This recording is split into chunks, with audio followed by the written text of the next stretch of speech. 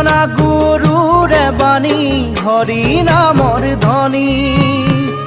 ভক্তি ৰসে বুৱাই দিলে অমৃতৰ নদী